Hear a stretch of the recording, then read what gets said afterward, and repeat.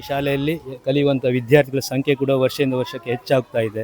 ಮುಂದೆ ನಾವು ಈ ಸರ್ಕಾರಿ ಶಾಲೆಯನ್ನು ಒಂದು ಅದ್ಭುತವಾದ ಒಂದು ಕಟ್ಟಡದಲ್ಲಿ ಒಂದು ಒಳ್ಳೆಯ ವ್ಯವಸ್ಥೆಯೊಂದಿಗೆ ಮನಸ್ಸಲ್ಲಿ ನೆನೆಸಿಕೊಂಡಿದ್ದೇನೆ. ಅದು ಇವತ್ತು ನಿಮ್ಮಲ್ಲಿ ಹೇಳ್ತಾ ಇರುವಂಥದ್ದು. ಇಷ್ಟೊಳಗೆ ಹೇಳಿಲ್ಲ ಎಚ್ ಎಂ ಅವರಲ್ಲಿ. ನಾನು ಒಂದು 200 ಒಳ್ಳೆ ಮೆಣಸಿನ ಗಿಡ ಇದಕ್ಕೆ ನಟ್ಟು ಕೊಡಬೇಕು ಎನ್ನುವಂಥದ್ದು ಒಂದು ನಿರೀಕ್ಷೆಯಲ್ಲಿದ್ದೇನೆ.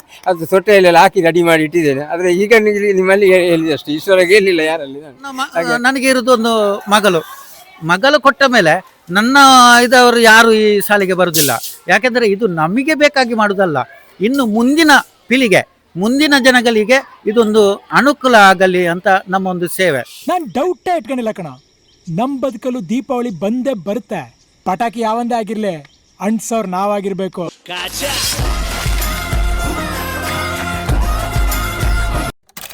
ಇದು ನಮ್ಮ ಶಾಲೆಯಲ್ಲಿ ಅಂತ ಗೊತ್ತುಂಟ? ಒಳ್ಳೆ ಶಾಲೆ. ಎಷ್ಟೊಳ್ಳೆ ಶಾಲೆ ಹೇಳಿದ್ರುಂಟಲ್ಲ, ನಿನಗೆ ಶಾಲೆ ಬಿಟ್ಟು ಹೋಗಕ್ಕೆ ಮನಸ್ಸಿಲ್ಲ. ನಾವೆಲ್ಲ ಒಳ್ಳೆ ಜಾಲಿಯಲ್ಲಿದ್ದೆವು.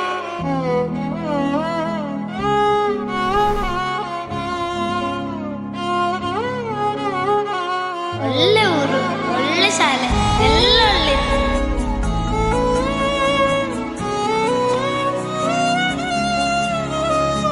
ಅಜ್ಜಿಯ ಮನೆಯಲ್ಲಿ ಪ್ರೀತಿಯಿಂದ ಹಲಸಿನ ಕಡುಬು,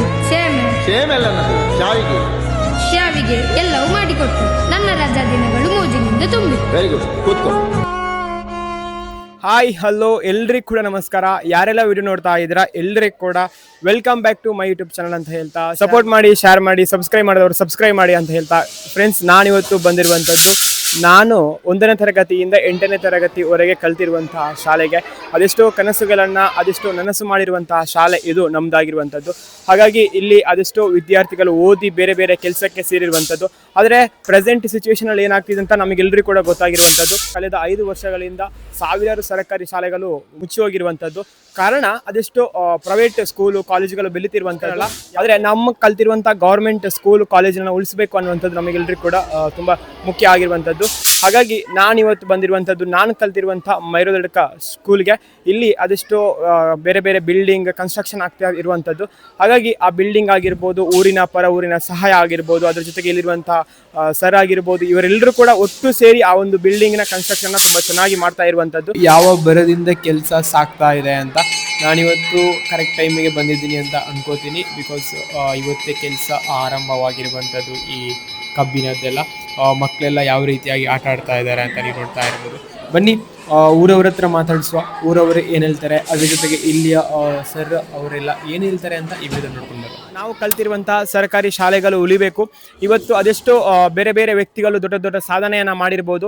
ಇವತ್ತು ನಾವೆಲ್ಲರಿಗೂ ಕೂಡ ಗೊತ್ತು ಭಾರತ ಡೆವಲಪಿಂಗ್ ಕಂಟ್ರಿ ಅಂತ. ಆದರೆ ಆ ಭಾರತ ಡೆವಲಪಿಂಗ್ ಕಂಟ್ರಿ ಆಗಬೇಕು ಅಂದರೆ ಹಿಂದೆ ಅದೆಷ್ಟೋ ವ್ಯಕ್ತಿಗಳು ಸರ್ಕಾರಿ ಶಾಲೆಯಲ್ಲಿ ಓದಿರುವಂಥದ್ದು ನಮಗೆಲ್ಲರಿಗೂ ಕೂಡ ಗೊತ್ತಿರುವಂಥದ್ದು. ಅವರು ಸರ್ಕಾರಿ ಶಾಲೆಯಲ್ಲಿ ಓದಿರುವಂತಹ ಕಾರಣ ಇವತ್ತು ನಾವೆಲ್ಲರೂ ಕೂಡ ಮತ್ತೆ ಈ ಸರ್ಕಾರಿ ಶಾಲೆಗೆ ಮೆಟ್ಟಿಲನ್ನು ಹಾಕಿರುವಂಥದ್ದು. ಹಾಗಾಗಿ ನಮ್ಮ ಪೀಳಿಗೆ ಮತ್ತೆ ಸರ್ಕಾರಿ ಶಾಲೆಗೆ ಬರಬೇಕು ಅಂದರೆ ನಾವು ಸರ್ಕಾರಿ ಶಾಲೆಯನ್ನು ಉಳಿಸಬೇಕು. ಹಾಗಾಗಿ ನಮ್ಮ ಜೊತೆಗೆ ಊರಿನವರು ಪರ ಊರಿನವರು ಎಲ್ಲರೂ ಒಟ್ಟು ಸೇರಿ ನಾವು ಸರ್ಕಾರಿ ಶಾಲೆಗೆ ಆಗುವಂಥ ಒಂದು ಆಗು ಹೋಗುಗಳನ್ನು ಅಥವಾ ಇಲ್ಲಿ ನಡೆಯುವಂಥ ಕಾರ್ಯಕ್ರಮಗಳನ್ನು, ಆಗುವಂಥ ಬಿಲ್ಡಿಂಗ್ ಕನ್ಸ್ಟ್ರಕ್ಷನ್ಗಳನ್ನು, ಇವನ್ನೆಲ್ಲ ಒಂದಷ್ಟು ಮಾತುಗಳನ್ನು ನಮ್ಮ ಊರಿನವರು ಈ ಒಂದು ವಿಡಿಯೋದಲ್ಲಿ ಮಾತಾಡಲಿಕ್ಕೆ ಇದ್ದಾರೆ. ಈ ಶಾಲೆಯ ಮುಖ್ಯೋಪಾಧ್ಯಾಯರಾಗಿರುವಂತಹ ಸೀನಪ್ಪ ಸರ್ ಇದ್ದಾರೆ. ಅವರು ಒಂದೆರಡು ಮಾತು ಈ ಶಾಲೆಯ ಬಗ್ಗೆ, ಅದ್ರ ಜೊತೆಗೆ ಬಿಲ್ಡಿಂಗ್ ಕನ್ಸ್ಟ್ರಕ್ಷನ್ ಬಗ್ಗೆ, ಅದ್ರ ಜೊತೆಗೆ ಈ ಊರಿನ ಪರ ಊರಿನ ಬಗ್ಗೆ ಒಂದು ಸರ್ 2 ಮಾತು. ಸರ್, ಇದೊಂದು ಒಳ್ಳೆಯ ಶಾಲೆ. ನಾನಿಲ್ಲಿ ಬಂದು 1 ತಿಂಗಳಾದಷ್ಟೇ. ಆದರೆ ಇಲ್ಲಿಯ ಜನರೊಂದು ಸಹಕಾರ ನೋಡುವಾಗ ಈ ಶಾಲೆಗೆ ಒಂದು ಭವಿಷ್ಯ ಇದೆ ಅಂತ ಕಾಣ್ತಾ ಉಂಟು. ಸರ್ಕಾರಿ ಶಾಲೆ ಆದರೂ ಕೂಡ ಎಲ್ಲರ ಒಂದು ಅಭಿಮಾನ ಶಾಲೆಯಲ್ಲಿದೆ. ಎಲ್ಲರೂ ಕೂಡ ಇದನ್ನು ಮುನ್ನಡೆಸಿಕೊಂಡು ಹೋಗಲಿಕ್ಕೆ ಪ್ರಯತ್ನ ಮಾಡ್ತಿದ್ದಾರೆ. ಈಗಾಗಲೇ ನಾವು ಅಮೃತ ಮಹೋತ್ಸವ ಒಂದು ಕಾರ್ಯಕ್ರಮ ಇಟ್ಟುಕೊಂಡು ಅದಕ್ಕೆ ಹೋರಾಟವನ್ನು ಮಾಡ್ತಿದ್ದೇವೆ. ಇಲ್ಲಿ ನಮಗೆ ಮೂಲಭೂತ ಸೌಕರ್ಯಗಳಾದ ಇಲ್ಲಿ ಕಟ್ಟಡ ಆಗಬೇಕು. ಆಗಾಗಲೇ ಅದರ ಕಾಮಗಾರಿ ಈಗಾಗಲೇ ಪ್ರಾರಂಭ ಆಗಿದೆ. ಇನ್ನು ಅದಲ್ಲದೆ ಅದರ ಒಂದು ಹಣಕಾಸಿನ ವ್ಯವಸ್ಥೆ ಆಗಬೇಕು ಸರ್. ಅದಕ್ಕೆ ಈಗಾಗಲೇ ನಮಗೆ ಕೆಲವರು ಭರವಸೆ ಕೊಟ್ಟಿದ್ದಾರೆ. ನಮ್ಮ ಊರಿನ ಮುಖ್ಯಸ್ಥರು ನಾವೆಲ್ಲ ಸೇರಿಕೊಂಡು ಅದರ ಒಂದು ಅನುದಾನವನ್ನು ಕೂಡಿ ಹಾಕಲಿಕ್ಕೆ ನಾವು ಪ್ರಯತ್ನ ಮಾಡ್ತಿದ್ದೇವೆ. ಎಲ್ಲರ ಸಹಕಾರದೊಂದಿಗೆ ಶಾಲೆ ಮುನ್ನಡೆಯುತ್ತಿದೆ ಸರ್. ಕಟ್ಟಡ ಕಾಮಗಾರಿ ಈಗಾಗಲೇ ಪ್ರಾರಂಭವಾಗಿದೆ, ಉತ್ತಮವಾಗಿ ನಡೀತಾ ಉಂಟು. ನಮಗೆ ತುಂಬ ಖುಷಿ ಆಗ್ತಾ ಉಂಟು ಸರ್. ಈ ಶಾಲೆಯಲ್ಲಿ ಕಲಿಯುವಂಥ ವಿದ್ಯಾರ್ಥಿಗಳ ಸಂಖ್ಯೆ ಕೂಡ ವರ್ಷದಿಂದ ವರ್ಷಕ್ಕೆ ಹೆಚ್ಚಾಗ್ತಾ ಇದೆ. ಮುಂದೆ ನಾವು ಈ ಸರ್ಕಾರಿ ಶಾಲೆಯನ್ನು ಒಂದು ಅದ್ಭುತವಾದ ಒಂದು ಕಟ್ಟಡದಲ್ಲಿ ಒಂದು ಒಳ್ಳೆಯ ವ್ಯವಸ್ಥೆಯೊಂದಿಗೆ ಮಕ್ಕಳಿಗೆ ಒಳ್ಳೆಯ ಒಂದು ಸುವ್ಯವಸ್ಥಿತ ವ್ಯವಸ್ಥೆ ಅಂದರೆ ಕಂಪ್ಯೂಟರ್ ಬೇಕು, ಸ್ಮಾರ್ಟ್ ಕ್ಲಾಸ್ ಪ್ರಾರಂಭ ಆಗಿದೆ. ಅದೇ ರೀತಿಯಲ್ಲಿ ನಮ್ಮಲ್ಲಿ ಈಗ CC ಕ್ಯಾಮರಾ ಇದೆಲ್ಲ ವ್ಯವಸ್ಥೆ ಬಂದಿದೆ. ಹಾಗೆ ಇನ್ನು ನಾವು ಇದನ್ನು ಅಭಿವೃದ್ಧಿಪಡಿಸುತ್ತಾ ಶಾಲೆಗೆ ಒಂದು ಒಳ್ಳೆಯ ಭವಿಷ್ಯವನ್ನು ಕೊಡಲಿಕ್ಕೆ ನಾವು ಪ್ರಯತ್ನ ಮಾಡ್ತಿದ್ದೇವೆ ಸರ್. ಖಂಡಿತ ಸರ್, ಮುಂದಿನ ದಿವಸಗಳಲ್ಲಿ ನಮ್ಮ ಶಾಲಾ ಕಾಲೇಜ್ ಇನ್ನೂ ಕೂಡ ಮಟ್ಟಕ್ಕೆ ಬೆಳಿಬೇಕು ಅಂದರೆ ಊರಿನ ಪರ ಊರಿನ ಸಂಪೂರ್ಣ ಸಹಕಾರ ಬೇಕಾಗಿರುವಂಥದ್ದು. ಅದ್ರ ಜೊತೆಗೆ ಮುಂಬರುವಂತಹ ದಿವಸಗಳಲ್ಲಿ ನಮಗೆ ಈ ಶಾಲೆ 75 ವರ್ಷ ಆಗುವಂಥದ್ದು, ಅಮೃತ ಮಹೋತ್ಸವ ಕೂಡ ಇರುವಂಥದ್ದು. ಆ ಕಾರ್ಯಕ್ರಮ ಕೂಡ ಊರಿನ ಪರ ಊರಿನ ಎಲ್ಲ ಹಳೆ ವಿದ್ಯಾರ್ಥಿಗಳು, ಪೋಷಕರು ಈ ಒಂದು ಕಾರ್ಯಕ್ರಮಕ್ಕೆ ಸಹಕರಿಸಬೇಕನ್ನುವಂಥದ್ದು ಮಾತು. ನಾನು ಈ ಶಾಲೆಯ ಹಳೆ ವಿದ್ಯಾರ್ಥಿ, ಆದರೆ ಈ ಶಾಲೆಯ ಮೇಲೆ ಭಾಳಷ್ಟು ನನಗೆ ಪ್ರೀತಿ ಇದೆ.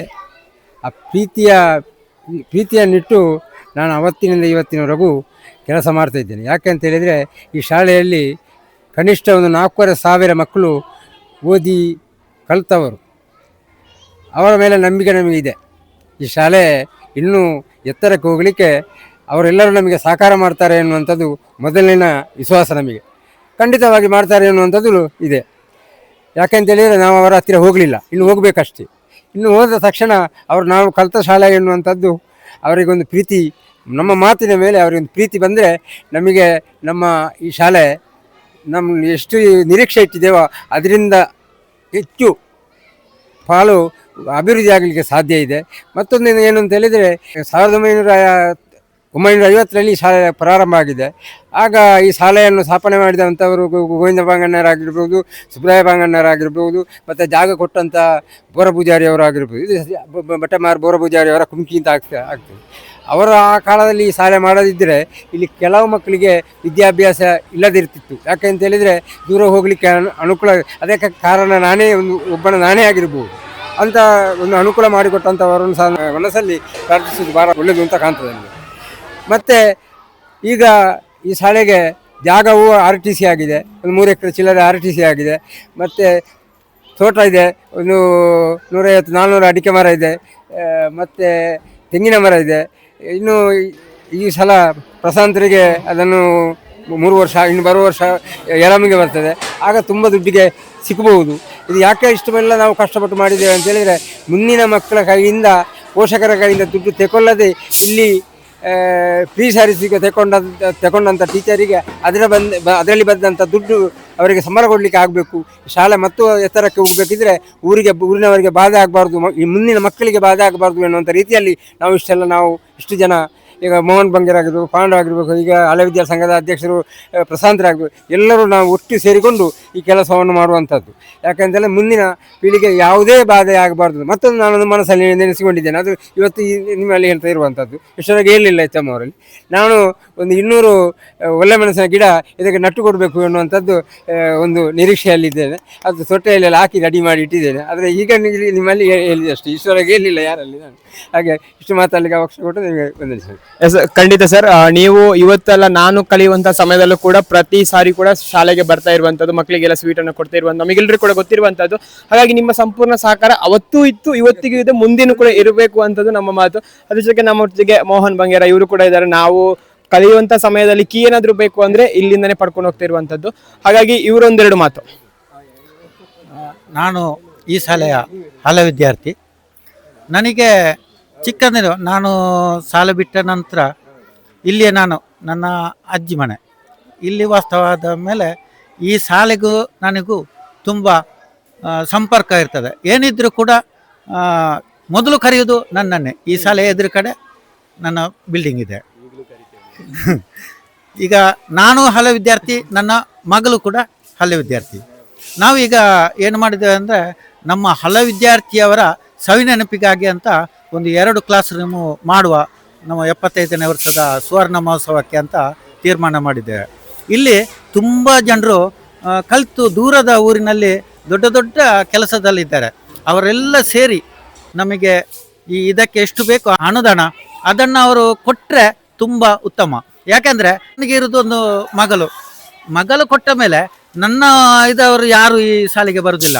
ಯಾಕೆಂದರೆ ಇದು ನಮಗೆ ಬೇಕಾಗಿ ಮಾಡುವುದಲ್ಲ, ಇನ್ನು ಮುಂದಿನ ಪೀಳಿಗೆ, ಮುಂದಿನ ಜನಗಳಿಗೆ ಇದೊಂದು ಅನುಕೂಲ ಆಗಲಿ ಅಂತ ನಮ್ಮ ಒಂದು ಸೇವೆ. ಯಾಕೆಂದರೆ ನಾವು ಈ ಖಾಸಗಿ ಶಾಲೆಗೆ ಹೋದರೆ ಒಂದು ಮಗುವಿಗೆ 25,000ರಿಂದ 50,000 ಖರ್ಚು ಮಾಡ್ತಾರೆ ವರ್ಷಕ್ಕೆ. ಇಲ್ಲಿ ಅದೇನಿಲ್ಲ. ಈಗ ನಾವು ಇಲ್ಲಿ ಟೀಚರ್ಸ್ ತೆಗೆದುಕೊಳ್ಳುವಾಗ ನಾವೇನು ಒಂದು ಪೋಷಕರಿಂದ ಒಂದು 150 200 ಎಲ್ಲ ಭರಿಸಿ, ಇಲ್ಲಿ ಟೀಚರ್ ಎಲ್ಲ ಕಡಿಮೆ ಇರ್ತಾರಲ್ಲ, ನಾವು ಪೋಷಕರ ಟೀಚರನ್ನು ಫ್ರೀ ಸರ್ವಿಸ್ ನಾವೇ ಕೈಯಿಂದ ಹಾಕಿ ಇಲ್ಲಿ ಟೀಚರಿಗೆ ಹಣ ಕೊಟ್ಟಿದ್ದೇವೆ. ಇಲ್ಲಿ ತೋಟ ಮಾಡುವಾಗ ಹಾಗೆ ನಾವು ಹಳ್ಳಿ ವಿದ್ಯಾರ್ಥಿಯವರು ಒಬ್ಬರು ತೆಂಗಿನ ಗಿಡವನ್ನು ನಾಟಿ ಮಾಡೋದು, ಒಬ್ಬರು ಅಡಿಕೆ ಇಷ್ಟು ಅಂತ, ನಂದು ಒಂದು 10 ಗಿಡ ನನ್ನ ಲೆಕ್ಕದಲ್ಲಿ ಇದೆ ಅಂತ, ಹೀಗೆ ಡೊನೇಟ್ ಮಾಡಿಯೇ ಈ ತೋಟವನ್ನು ನಾವು ಮಾಡಿದ್ದೇವೆ. ಮತ್ತು ಬೋರಿಗೆ ಪಂಪಿಗೆ ಕೂಡ ಈ ಬಾಬುಗೌಡರು ಪಂಪು ಕೊಟ್ಟಿದ್ದಾರೆ. ಮತ್ತು ಪೈಪಿಗೆ ಕೂಡ ನಾವು ಒಂದೊಂದು ಪೈಪು ನಾವೇ ಕೈಯಿಂದ ಹಾಕಿ ಬೋರಿಗೆ ಪೈಪೆಲ್ಲ ಹಾಕಿ ಇಲ್ಲಿ ಕೃಷಿಗೆ ನೀರಿನ ವ್ಯವಸ್ಥೆ ಎಲ್ಲ ನಾವು ಮಾಡಿದ್ದೇವೆ. ನಾವು ಇಷ್ಟ ತನಕ ಸರ್ಕಾರದಿಂದ ಬರಲಿ ಅಂತ ನಾವು ಕಾಯಲಿಲ್ಲ, ಊರಿನವೇ ನಾವು ಸ್ಯಾರ್ ಹಾಕಿ ಈ ಶಾಲೆಯನ್ನು ಒಂದು ಮಾದರಿ ಶಾಲೆ ಮಾಡಬೇಕಂತ ನಾವು ಒಂದು ಆಲೋಚನೆ ಇದೆ.